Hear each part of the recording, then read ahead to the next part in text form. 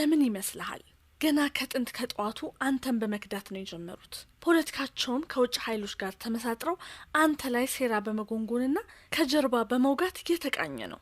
አንተ ከወራሪ ግብፃውያን ጋር በጉራ እና በጉንደት አንገት ለአንገት ስትተናነቅ፣ እነሱ ግን ከግብፅ መሪው ከዴቭ ኢስማኤል ጋር ደብዳቤ ሲጻጻፉና ሲላላኩ የነበሩ ሰዎች ናቸው። ለምን ይመስልሃል? አንተ ዶጋሊ ላይ ወራሪ ነጮችን ለመጀመሪያ ጊዜ ድባቅ ስትመታቸው፣ እነሱ ግን በራስ መኮንን በኩል ከጣሊያን ጋር ደብዳቤ ሲጻጻፉ የነበሩት የምንፈልገውን ነፍጥ ከሰጣችሁን፣ ከኛም ጋር ወዳጅነት ከመሰረታችሁ፣ ዶጋሊ ላይ የፈሰሰው ደማችሁን እኛ እንበቀልላችኋለን ሲሉ ወራሪ ጣሊያናውያንን ሲለማመጡ የነበሩ የካሃዲዎች እኮ ናቸው። ይህም አልበቃ ብሏቸው ነጭ ወራሪ ለመጀመሪያ ጊዜ የተሸነፈው አድዋ ላይ እንደሆነ አስመስለው የውሸት ትርክት በመፍጠር እነሱ ስለሌሉበት ብቻ የዶጋሊ ድልህን ለማንኳሰስ የተፍጨረጨሩ ዱኩማን እኮ ናቸው። እነሱ እኮ ከቀኝ ገዢዎች ጋር ተዋውለው ግዛትህን፣ ህዝብህን ለሁለት የከፈሉ ናቸው። አዎ አጼ ዮሐንስ የጎንደር ህዝብና ቤተክርስቲያንን ከዱርቡሽ ወራሪዎች ለመከላከል መተማ አንገቱን ሲሰጥ፣ እነሱ ግን ግዛትህንና ህዝብህን እንዴት ለሁለት መክፈል እንደሚችሉ ቀንና ከሌት ሲያስቡ ነው የነበሩት። አስበውም አልቀሩም። መተማ ላይ የፈሰሰው ደሙ እንኳን ገና ሳይደርቅ ሰሜናዊ ግዛትህንና ህዝብህን ለጣሊያን ለመስጠት የውጫሌ ውልን በጥድፊያ የፈረሙ ነውረኞች እኮ ናቸው። እነሱ እኮ ትግሬዎች መሳሪያ እንዳያገኙ የባህር በሮችን ሁሉ ዝጉልን እንጂ በግዛት አንጣላም፣ እናንተ የሰሜኑን እኛ ደግሞ የደቡቡን ትግሬ እንገዛለን ብለው ከቀኝ ገዢ ጋር ተስማምተው የገዛ ህዝባቸውና ግዛታቸውን እንደ ቅርጫ ስጋ የተቀራመቱ እጅግ ኋላ ቀር ፖለቲከኞች እኮ ናቸው። ታዲያ ይሄንን ያደረጉት ለምን ይመስልሃል? እነሱ እኮ ከጣሊያን የተረፈ የትግራይ መሬትም ሰፍቶባቸዋል። ቢሰፋባቸው አይደል እንዴ ግዛትህን ቆራርጠው ወደ በጌ ምድርና ወደ ወሎ ክፍለ ሀገሮች የወሰዱት? አሁን የወልቃይትና የራያ ግዛቶችህን ወረው የያዙት እኮ ያኔ አባቶቻቸው ያደረጉትን ነው እየደገሙ ያሉት። ሌላ ምንም አዲስ ነገር እኮ የለውም። እነሱ እኮ ያፈረሰ ቄስ አይቀድስ፣ የሸሸ ንጉስ ዳግመኛ አይንገስ ብለህ እውነቱን ስትነግራቸው የከፋ ኢኮኖሚ፣ የፖለቲካና የማንነት ጭቆና በቃኝ ስትላቸው ትግሬ ጠግቧልና አይቀጡ ቅጣት ይቀጣ፣ ከዱላ በስተቀር ምንም አይነት ጠመንጃ በእጁ አያያዝ ብለው በመዛት ምህረት አልባ ቅጣት ሊቀጡ እንደ ልማዳቸው ከውጭ ኃይሎች ጋር ህብረት የፈጠሩ የእድሜ ልክ ካህዲዎች እኮ ናቸው። አንተ የእምቢ አልገዛም የበቃኝ ባይነትህ ምልክት የሆነውን የቀዳማይ ወያኔ አመጽህን ስታቀጣጥል፣ ልክ አሁን እያደረጉት እንዳሉት የውጭ ኃይሎችን ጋብዘው የእንግሊዝ የጦር መኮንኖችን አስከትለው ዘምተውብሃል። አንተም በእንባ አላጀ ላይ አይቀጡ ቅጣት ቀጥተህ የእንግሊዝ መኮንኖችንም ገለህ ልካቸውን አሳይተሃቸዋል። እነሱም ከዚህ በኋላ ነበር ከቀዳማዊ ወያኔ ጀግኖች ጋር ፊት ለፊት መዋጋት እንደማይችሉ ተረድተው ከእንግሊዝ ጦር አውሮፕላኖችና አብራሪዎችን አምጥተው የትግራይን ህዝብ ያለ ምህረት በገበያ ላይ የጨፈጨፉት። የሰውና የእንስሳ ስጋና ደም እስኪቀላቀል እላይህ ላይ ቦምብ ያዘነቡት። ታዲያ ይሄ ለምን ይመስልሃል? ይሄ የዛሬው ክህደታቸውስ እንደ ደራሽ ውሃ ዝም ብሎ ድንገት የመጣ ይመስልሃል እንዴ? አይደለም፣ በፍጹም አይደለም። እነሱ ከውጭ ኃይል ጋር ማበር የትናንት የዛሬና የነገም ስልታቸው ነው የሚሆነው። እረ ለምን ይመስልሃል? ባንዳነታቸው አንተ ላይ ሊያላክኩ፣ አገር ሻጭነታቸው በማይረባ ትንታኔ ሊያስደግፉ፣ እጅና እግር ቆራጭነታቸው ያንተ ምክር ሊያስመስሉ፣ የሀገር ክደታቸው በአንድነት ስም ሊሸፋፍኑ የሚንደፋደፉት። ጎንደር ውስጥ እኮ የትግሬ ማጮያ የሚል ቦታ ሰይመው በዛ ቦታ ላይ ትግሬ ገዳይ እያሉ እየፎከሩ ሐሴት የሚያደርጉትስ ለምን ይመስልሃል? ጥላሁን ግዛው ለአዲስ አበባ ዩኒቨርሲቲ የተማሪዎች ህብረት ፕሬዝዳንትነት ሲወዳደር ትግራዋይነቱ እንደ ኃጢአት ተቆጥሮ እሱ እኮ ትግሬ ነው የሚል ዘመቻ የተከፈተበትና እንዳይመረጥ ሲቀሰቀስበት የነበረው ለምን ይመስልሃል? አባታችንን ልዑል ራስ መንገሻ ስዩምን በ14 ዓመታቸው ያለ ወንጀላቸው ወንጅለው በለጋ እድሜያቸው ጭንቀት እስኪይዛቸው ድረስ ለተከታታይ 7 ወራት ጥብቅ ምርመራ ሲያደርጉባቸው ቆይተው በንጉሠ ነገስቱ ዙፋን ችሎት ላይ ምን እንዳሏቸው አታውቅም እንዴ? ልዑል ራስ መንገሻ ራሳቸው የትውልድ አደራ በሚል መጽሐፋቸው ከገጽ 51 እስከ ገጽ 52 ላይ እኮ ቃል በቃል እንዲህ ነው ያሉት። ከንጉሠ ነገስት ችሎት ቀረብኩኝ። ጃንሆይ ዝፋናቸው ላይ እንዳሉ ወንጀሉ ይነበብ ተባለ። ልዑል ጌታዬ ራስ ስዩምም እዚያው አጠገባቸው ነበሩ። ልዑል ራስ ካሳ ኃይሉ፣ ልዑል አልጋ ወራሽ አስፋ ወሰን፣ ልዑል ራስ እምሩ ኃይለ ሥላሴና ሌሎችም መሳፍንትና መኳንንትም አብረው አሉ። ከእሳቸው ዙፋን በታች ግን ጠቅላይ ሚኒስትሩና ሚኒስትሮቹ ተቀምጧል። ሊጋባውም አሉ። ሌላው ሕዝብ ግን ያኔ በደንብ አድርጎ ለሀገሩ ሲከላከል የነበረ አርበኛ ሁሉ ግራና ቀኝ ተኮልኩሏል። በጣም ትልቅ ትዕይንት ነው። ትዕይንቱ ከዚያ በፊት አልተደረገም። ከዚያ በኋላም የተደረገ አይመስለኝም። ይነበብ ተባለና ወንጀሌ ሲነበብ ብዙ ከፍተኛ ወንጀሎች ተዘረዘሩ። እንዴት አድርጌ ሕዝቡን እያሰባሰብኩ ሰንጋ እያሳረድኩ በምሰጠው ግብርና በምሰራው ሁሉ የማደርገው አመራር ከወያኔዎች ጋር መላላክም መግባባትም እንዳደረግኩ አይዟችሁ በማለት ሮሮ በማሰማት ልዑል ጌታዬም እዚያው ታስረዋል። እንግዲህ እንደዚህ ያለ ጭቆና ደርሶብናል። በጦርነቱም ላደረጋችሁት ውለታ ምንም አይነት ወረታ አልተከፈለም እያልኩ ሕዝቡን እንደማነሳሳ ነው የተተረከው። በዚህ አይነት መንገድ 1 ሰዓት ተኩል ሙሉ የፈጀ የወንጀል ክስ ከቀረበ በኋላ ሰው ሁሉ በጣም ተገረመ። ታሪክ ሲወራ ስለሰነበተና የተደረገው ነገር ሁሉ ከባድ ስለሆነ መዝገቡ እንዳለቀ እኔም እምነት ከደቴም ሳልጠየቅ ሴራውን ሲያቀነባብሩ የነበሩ በጠቅላላው እንደዚህ ያለ አመለካከት ያለው ሁሉ ትግራይ ዘላለም እንዳወከ መንግስት ላይ እንዳመፀ የሚኖር ሕዝብ ነው። በጠላት ጊዜ እንዲህ አድርጎ እንባ ረዓዶም ላይ ራስ ሙልጌታን ወቅቶ ራያ እንደዚህ አድርጎ በማለት በትግራይ ላይ ያልተባለ ክፉ ድርጊትና ያልታወጀበት ነገር የለም እኮ ነው ያሉት ራሳቸው አባታችን ልዑል ራስ መንገሻ። ታዲያ ይሄ ለምን ይመስልሃል? እረ ሌላውን ትተህ አብይ አህመድ የሚያደንቀውና በየጊዜው የሚደጉመው ኢሳት ቴሌቪዥን ግጥሚያው 95 ለ5 ሚሊዮን ነውና የኢትዮጵያ ሕዝብ ሆይ ተነስና ከትግራይ የሆነውን ሁሉ አጥፋ፣ አሳውንም ለመያዝ ባህሩን አንጥፍ ብሎ ያወጀው ለምን ይመስልሃል? ሴት ልጅህን ሲደፍሩ ደምሽን እያጠራን ነው፣ አማራ እንድትሆኚ ውለታ እየዋልንልሽ ነው እያሉ የሚሳለቁና በቁስሏ ላይ እንጨት የሚሰዱትስ ለምን ይመስልሃል? እናትህን በ4 ልጆቿ ፊት ከደፈሯት በኋላ ሁሉንም ልጆቿን እፊቷ ገለው ድጋሚ ማህፀንሽ መውለድ የለበትም ብለው ማህፀኗ ላይ ባዕድ ነገር የሚጨምሩባት ለምን ይመስልሃል? ቅዱሳን አባቶችህ ራሳቸው ከመሰረቱትና ከትውልድ ወደ ትውልድ እየተተካኩ ለዘመናት በምልኩስና ከኖሩበት የዋልድባ ገዳም በማንነታቸው ምክንያት አባረዋቸው ሲያበቁ ያለ ሀፍረት በመንፍቅና የከሰሷቸው ለምን ይመስልሃል? ጦርነቱ ከተጀመረ በኋላ ነው እንዴ መናፍቃን የሆኑት? ለመሆኑ ትምክተኞቹ ሃይማኖት ከቅዱሳን አባቶችህ ተምረው ሲያበቁ መልሰው አባቶችህን በመንፍቅና የመክሰስ ሞራል ኬት አገኙ? ፋሽስቱ አብይ አህመድ ምታ ነጋሪት ክተት ሰራዊት ብሎ የዘር ማጥፋት ወንጀል ሲያውጅብህ ትምክተኞቹ እሰይ ስለቴ ሰመረ፣ እሰይ ስለቴ ሰመረ እያሉ እየዘመሩ ከአይን ጥቅሻ በፈጠነ ሩጫ አንተን መውጋት የጀመሩትስ ለምን ይመስልሃል? መቀሌ የሶሪያ አሌፖ ትሆናለች እያሉ ያሟረቱት ሻዕቢያ ገብቷል ሲባሉ እነሱ ኢትዮጵያን ያውቋት ይመስል ትግሬዎቹ እኮ ኢትዮጵያን አያውቋትም እያሉ ወንድ የሆነ ትግሬ ሁሉ ጁንታ ነውና ይገደል ያሉት ማይካድራ ላይ በሚዘገንን መንገድ ጨፍጭፈው ሲያበቁ መልሰው ጩኸትህን የቀሙ የትግራይ ሕዝብ ተራበ ሲባሉ የአባታቸው የአፈወርቅ ገብረ ኢየሱስን ተረት ይዘው አንበጣ ይቆርጥሙ ያሉት ለምን ይመስልሃል? እኮ ለምን? እነዚህ የታሪክ አተላዎች መላኩ ተፈራ የእግዜር ታናሽ ወንድም የዛሬን ማርልኝ ከእንግዲህ አልወልድም የሚል የምስኪን እናቶቻቸውን ጩኸት ከመቀጽበት ረስተው የሐውዜን ቁስልህ እንዲያመረቅዝ ሳያፍሩ በአደባባይ መንጌ ቆራጡ መሪያችን ያሉት ከአማራ ጋር እንኳን አብሮ መኖር አብሮ መለመን አይቻልም ሲል የነበረው ደመጣጩ ኢሳያስ አፈወርቂን በጎንደርና በአዲስ አበባ እንጥላቸው እስኪደርቅ ድረስ ኢሱ እያሉ እየጮሁ በቀይ ምንጣፍ የተቀበሉት ለምን ይመስልሃል?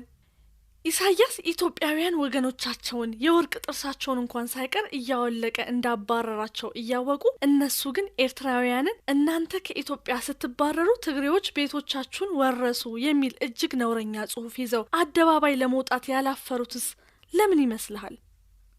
መቀለ ተያዘ ሲባል የጎንደርና የባህር ዳር አደባባዮች ደስታ ባሰከራቸው ሰዎች የተጥለቀለቁት ከትግራይ የፈለቁ የኢትዮጵያና የትግራይ ነባር አመራሮች እና አቦ ሰብሃትን ጨምሮ ተያዙ ሲባል በደስታ ሌሊቱን ሙሉ ሲተኩሱ ያደሩት እኮ እነዚህ ትምክተኞች ናቸው። ቆይ ረሃብን እንደ ጦር መሳሪያ መጠቀምስ ቢሆን ከአባታቸው መንግስቱ ኃይለማርያም አይደል እንዴ ተማሩት? ምን አዲስ ነገር አለው?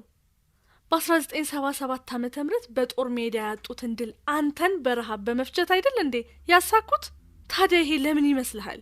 አረ ለመሆኑ ለምን ይመስልሃል ከትናንት እስከ ዛሬ የሂትለርና የሙሶሎኒ ጭካኔን በሚያስነቅ ድርጊታቸው ነውር እየፈጸሙብህ ያሉት? ላንተ ያላቸው ጥላቻ አይደለምን? በእውነቱ መቅኔያቸው ድረስ ዘልቆ የገባ መርዘኛ ጥላቻቸው አይደለምን? አዎ ዛሬ እንቅጩን ነግረሃለሁ። አንተ ወይ አልመሰለህም ወይ አንድ ቀን ወደ ልቦናቸው ይመለሱ ይሆናል ብለህ ነው እንጂ እነሱ አምርረው ከጠሉህ ዘመናት ተቆጥረዋል። አዎ ትምክተኞቹ አንተን ካልጠሉ በእምነታቸው የማይጸድቁ በፖለቲካቸው መምራት የማይችሉ የሚመስላቸው እጅግ ግብዞች ናቸው። አዎ አንተ የተሻልክ ተቀባይነት ያገኘህም ሲመስላቸው አይናቸው የሚቀላ በድንጋይም ወግረው ሊገሉ የሚችሉ መንፈሰ ቃኤል የተጠናወታቸው መንቀኞች ናቸው። ከ1 ሚሊዮን በላይ ህዝብህ ከምዕራብ ትግራይ አጽድተው ግዛትህንም በወረራ ይዘው ሲያበቁ አሁን ተመልሰው የሰሜን ኢትዮጵያ ህዝብ ጋር መጣላት የለብንም፣ የአማራና የትግራይ ህዝቦች ደም መቃባት የለባቸውም እያሉ የሚሳለቁ ነውረኞች ናቸው። ፈረንጆች እንዲህ አይነት ሰዎችን ሂፖክራቶች ይሏቸዋል። ግብዞች እንደማለት ነው። አረ ለመሆኑስ ምን ቀራቸው? ወይስ አባታቸው ጎቤ መልኬ እንዳለው 6 ሚሊዮን ተጋሩን ስላልገደሉ ደም የተቃቡ አልመሰላቸውም? ወዳጄ ጥላቻቸው በህወሓት ምክንያት የመጣ ከመሰለ አንተ በእውነቱ እጅግ የዋህ ሰው ነህ። እነሱንም በፍጹም አታውቃቸውም ማለት ነው። የመመክረህም ትንሽ የታሪክ መጽሐፍትን ገለጥ እንድታደርግ ብቻ ነው። የህወሓት ሰራዊት 1993 ዓመተ ምህረት ገና እግሩ አዲስ አበባ እንደረገጠ ያ አፈቀላጤያቸው ታማኝ በየነ ምን እንዳለ ዩቲዩብ ገብተህ እየውና አንተ ላይ ያላቸው ጥላቻ ስር የሰደደ መሆኑን ትረዳለህ። የትምክህት የፕሪንት ሚዲያዎች ትግራይ እስክትለማ ሌላው ሀገር ይድማ እያሉ መርዝ መርጨት የጀመሩት እኮ ገና አዲሱ መንግስት አገሪቷን ማረጋጋት እንጂ የልማት ስራዎች እንኳን በቅጡ ባልጀመረበት ጊዜ ነው። በ1997 ዓመተ ምህረት ከምርጫ በፊት ወደ መጡበት እንመልሳቸዋለን ሲሉ ከምርጫው በኋላ ደግሞ ትግሬ ወደ መቀሌ እቃ ወደ ቀበሌ እያሉ ስለሚጠሉህ እንጂ ስለሚወዱህ እኮ አይደለም እንደዛ ያሉት።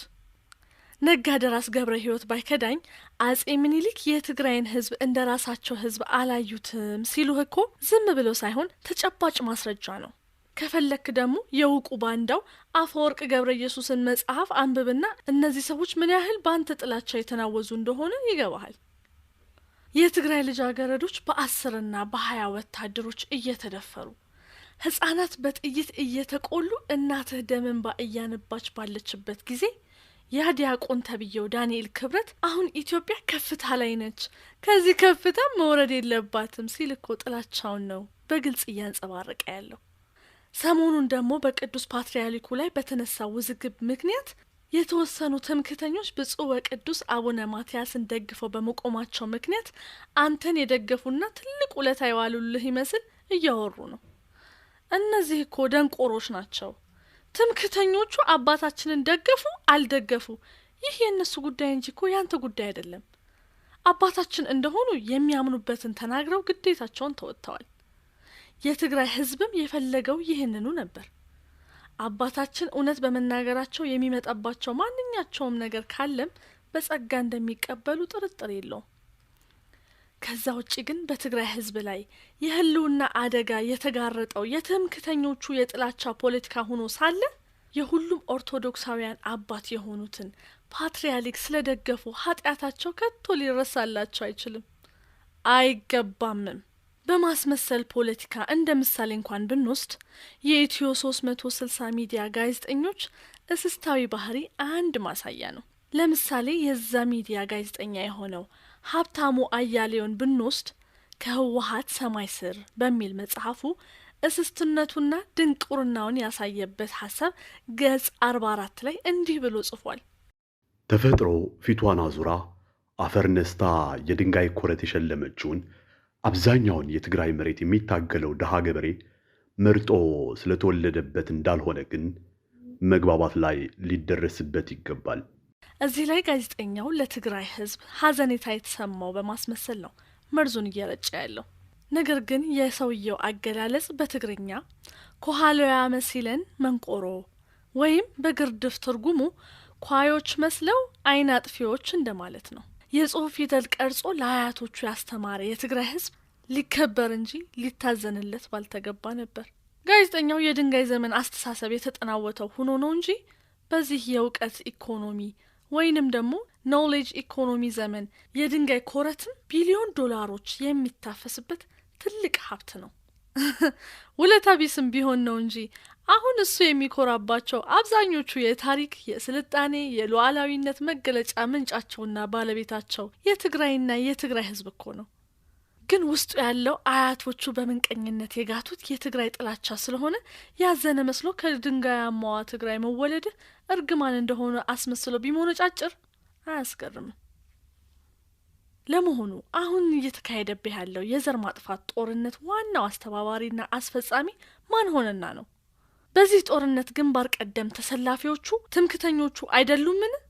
አብይ አህመድ እኮ ያደረገው አንድ ነገር ብቻ ነው። ይህም የነሱ አንተ ላይ ያላቸው የከረፋ ጥላቻቸውን በደንብ አድርጎ ተጠቅሞበታል። መጀመሪያ ለ27 ዓመታት በተቃዋሚ ጎራ ሆነው በዲያስፖራና በአገር ውስጥ አንተ ላይ ሲነዙት የነበረውን መርዘኛ ጥላቻ ወደ ቤተ መንግስት ይዞት ገባና በመንግስታዊ ሚዲያዎች ቀጠለበት፣ መዋቅራዊም አደረገው።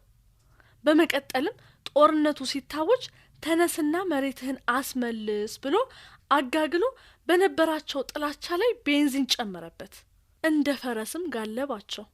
ማቆሚያ የሌለው የሽምጥ ግልቢያ። በቃ ይኸው ነው። ኖ ሞር ኖ ለስ። ዳንሰኛው ባጫስ ቢሆን የአማራ ሚሊሻ ጀግና ነው ምንትሴ ሲል አለቃው የቀየሰውን የእነሱን ጥላቻ አሟጦ የመጠቀም ስልት እየደገመ እንጂ ሌላ እኮ አይደለም።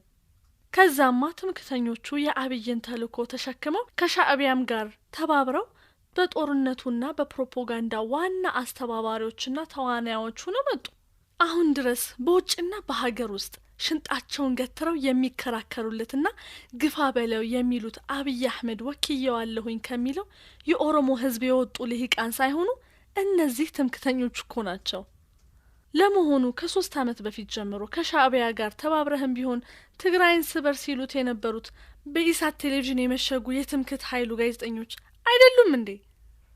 በዚህም ትምክተኞቹ በትግራይ ጥላቻ ስለታወሩ ብቻ የአብይ አህመድና የኢሳያስ አፈወርቂ መጠቀሚያ ሆነው ይኸው እስካሁኗ ደቂቃ ድረስ ከፀሐይ በታች አለ የሚባል ነውር ሁሉ በትግራይ ህዝብ ላይ እየፈጸሙ ነው የሚገኙት። ሱዳን እስከ 80 ኪሎ ሜትር ድረስ ወደ ውስጥ ዘልቃ መሬታቸውን ይዛ እንኳ እነሱ በትግራይ መሬት መወረር ነው ሐሴት የሚያደርጉት። ለ25 ዓመታት መለስ ዜናዊ መሬታችንን ለሱዳን ሰጠብን፣ አባይ ፀሐዬ በመሬታችን ተፈራረመብን እያሉ ሲያላዝኑ የነበሩት ለምን እንደሆነ አሁን ገና ገባህ አይደለ? ተጋሩ ከሱዳን ጋር ተዋክተው ያስከበሩላቸውን ድንበር አሁን አብይ አህመድ ሱዳኖችን ጠርቶ ሲሰጥባቸው ዝም ጭጭ አሉሳ።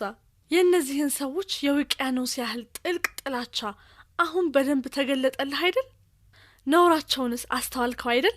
አዎ፣ እነሱ ባንተ ጥላቻ አቅላቸውን ስተዋል። ምንም ነገር ከማድረግ አይመለሱም። ምክንያቱም ጥላቻ በጊዜ ካልታከሙት ከራስ ማግኘት ይልቅ በሌሎች ማጣት፣ ከራስ ጤንነት ይልቅ በሌሎች መታመም፣ ከራስ መደሰት ይልቅ በሌሎች ማዘን እንድትደሰት የሚያደርግ ክፉ ደዌ ነው። ለዛሬ አበቃው። በቀጣይ ጊዜ በሌላ ጽሑፍ እስክንገናኝ ቸር ሰንብቱ። ትግላችን አጭርና መራራ ነው። ትግራይ ታሸንፋለች። ሰኔ 11 2013 ዓ.ም ከወደ ሐላል ለአክሱማይት ሚዲያ የተላከ አቅራቢ ሰምሃል ፍቅረ ስላሴ